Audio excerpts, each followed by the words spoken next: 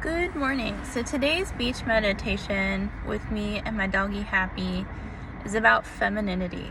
So I was thinking about how all of my life, like one of the biggest goals right now for me is to get us into a home. And for the last year, one of my biggest goals is I keep my visualization on a pink Christmas tree. I know how crazy that sounds, but like all I've been thinking about is once I get my dog and me this home, I'm gonna get a swagged out pink Christmas tree and pink silk sheets and him like the biggest, most comfortable dog bed. And I understand that these are like objects and things, and how we're taught that like objects and things are either God, which for most women, we're literally taught from a very young age that stuff and objects and things means our femininity. So it's like, you need this cream to make you young. You need these nail tips to make you look hot. You need this hair sewn into your skull to make you look gorgeous. And yes, those things look amazing. But I've been thinking about this, that, you know, my femininity over the last few years has been like bottomed out. When I lived in New York City and I was in science, like I was super feminine. I had gorgeous dresses. I gave everything away when I started stand-up comedy, and I literally started from the bottom up. And so over the years, I really deeply learned what it was like to not be in that sort of like appearance feminine. And maybe it was some sort of subconscious social experiment on my part. My entire astrology chart is ruled by Saturn, so I do see this as like a spiritual sojourn. But for me, like one of the hardest lessons is realizing that the home that I was raised in was actually not a home. It was a karmic spiritual obligation. And that maybe my femininity is something that I'm learning as I go, because I was taught all my life that femininity meant these people need to have this kind of car or this kind of house or be in this school district or be this, and this, or be part of this group. And when spirit takes you to the bottom of the rock bottom, which is where I'm at right now, I mean, I don't think this is a terrible rock bottom.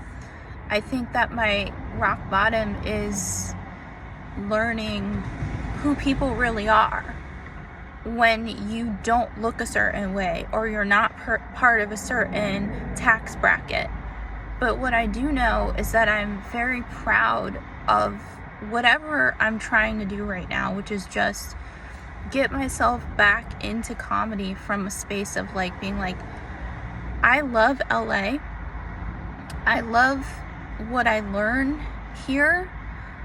I also know that I can love myself, even though a dying industry, which is what Hollywood is, taught women that we were not supposed to be mothers or crones.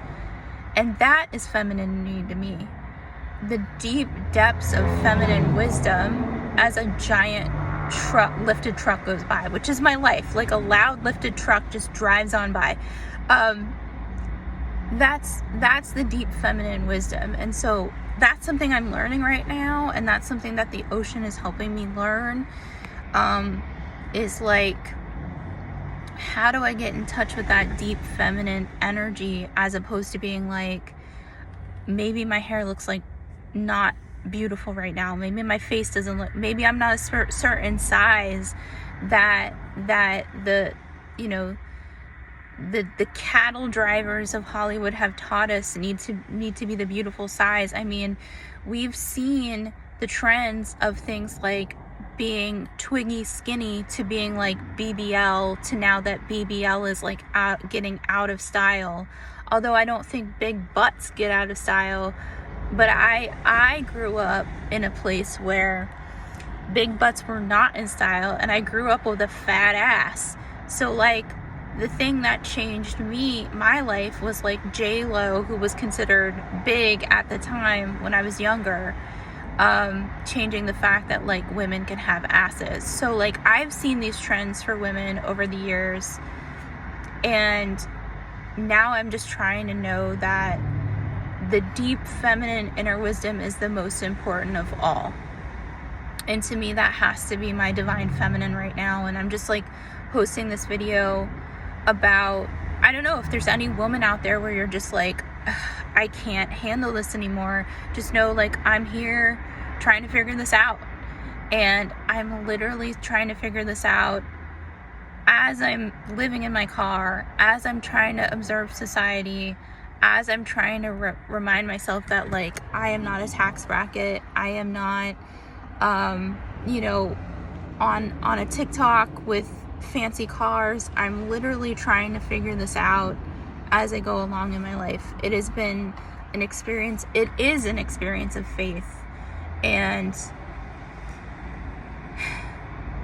leaning into faith has been one of the hardest journeys of my life, because I think society teaches women that we are faithless unless we are accepted by a man that can love us and create this home life for us, or create this sense of stability for us. And I know it's 2024 and we're still there, but we are.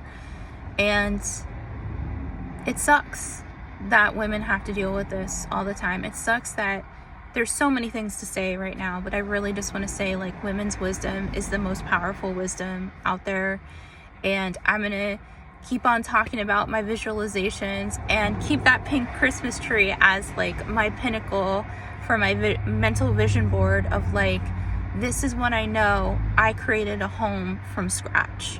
Because the home that I came from and the home that I had to leave, which was this genetic imprint, and I said no to that shit, that pink Christmas tree is a pinnacle of saying, fuck that shit. I can create something myself without the criticism, without the expectations, without the damage that comes along with the trauma and CPTSD that I would say all women and those who identify as women experience on a day-to-day basis. So this video kind of went all over the place, but this is Camel Toe Strong Vlogs with Christy, and happy doggy. Thank you.